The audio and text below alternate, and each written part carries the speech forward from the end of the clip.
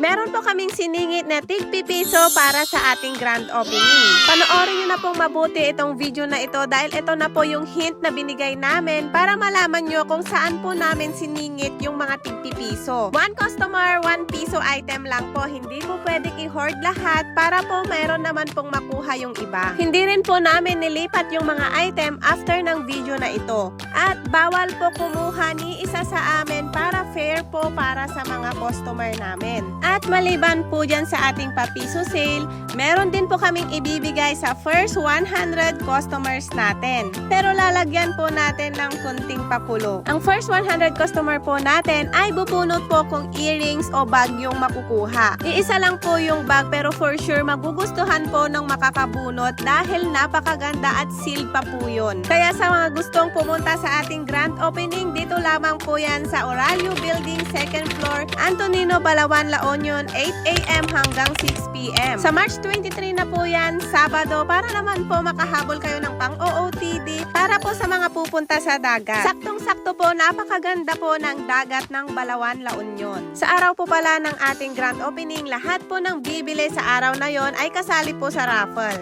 Bilang pasasalamat po sa inyong lahat. Maraming salamat din po pala sa lahat ng sumusuporta sa Chloe. Yun lamang po, bye-bye!